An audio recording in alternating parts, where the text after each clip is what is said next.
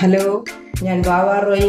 വാവാസ് കുഷിലേക്ക് ഏവർക്കും സ്വാഗതം. ഇത് വെറൈറ്റി ആയിട്ടുള്ള ഒരു അപ്പമാണ്. ഈ അപ്പത്തിന്റെ പ്രത്യേകത എന്തെന്ന് നമുക്കൊന്ന് നോക്കാം. അപ്പത്തിന്റെ മരമായത്, അതിന്റെ ഇല കണ്ടോ ഇങ്ങനെ ഇരിക്കും.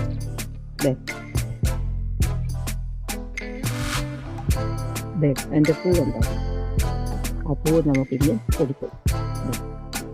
അശോകത്തിന്റെ പൂവാണ്. അതിന്റെ ആ പൂവിൽ നിന്ന് ഓരോ ഇതല്ലെങ്കിൽ ഇളക്കിയെടുക്കണം. ഇതേപോലെ പഴക്കൂമ്പും അതിൻ്റെ പോലെ നമ്മൾ ആ ഇതളെല്ലാം എടുത്തു വെച്ച് ഇനി ആ പൂവിനകത്ത് ഇതേപോലെ ഒരു നാര് അതങ്ങ് എടുത്ത് കളയണം. അതുപോലെ പൂ മാത്രമാക്കി എടുക്കാം. ഇതാ ആ പൂ നമ്മൾ റെഡിയാക്കി വെച്ചു. അശോകത്തിന്റെ പൂവ് ഒരു പുതിയ ഡിഷ് ഉണ്ടാകാം. എങ്ങനെയാണ് നമുക്ക് നോക്കാം. അശോകത്തിന്റെ പൂ ഇതിന് 1 കപ്പ് അരി എടുത്തേക്കാം, പച്ചരി. ഇത് നമുക്ക് കുതിരാനായിട്ട് കഴുകി അടച്ചു വെക്കാം.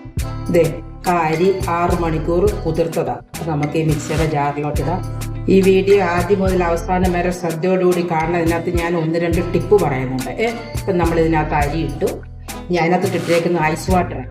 നമ്മളെപ്പോഴും അരി ആട്ടുമ്പോൾ ഈ ഗ്രൈൻഡർ ചൂടാവും.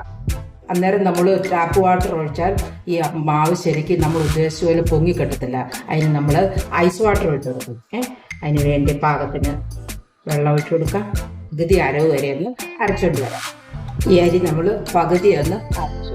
ഇനി അതിനകത്തോട്ട് ഇതിനൊരു ബൗൾ തേങ്ങ ഇട്ട് കൊടുക്കാം. ആ സെയിം ബൗളിന്റെ അരഭാഗം ചോറിട്ട് കൊടുക്കാം. നമ്മൾ റെഡിയാക്കി വെച്ചേക്കുന്ന അശോകപ്പൂ അതിന്റെ നാരെല്ലാം എടുത്ത് കളഞ്ഞ് കഴുകി ക്ലീൻ ചെയ്ത് വെച്ചിരിക്കുക. ആ അശോകപ്പൂ ഇട്ട് കൊടുക്കാം. ഈ ചെറിയ സ്പൂണിന് അരഭാഗമുണ്ട്, അരഭാഗം ഇല്ല, ഈസ്റ്റ് ഇട്ട് കൊടുക്കാം. ഈ സ്പൂണിന് അരഭാഗം പഞ്ചസാര ഇട്ട് തന്നെ അരച്ചോട്ട്. ഇത് ഫൈനായിട്ട് അരച്ചു നമുക്ക് ഈ പാകത്തിലോട്ട് ഒഴിച്ചു വെക്കാം. ഈ മാവ് ഒരു 8 മണിക്കൂർ നമുക്ക് പൊങ്ങാനായിട്ട് അടച്ചു വെക്കാം. നമ്മുടെ മാവ് നല്ല വൃത്തിയായിട്ട് പൊങ്ങി. ആവശ്യത്തിന് ഉപ്പിട്ട് കൊടുക്കാം.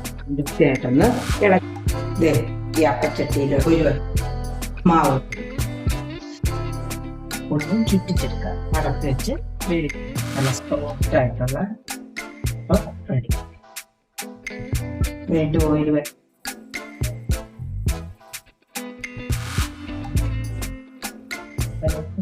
വൃത്തിയായിട്ട്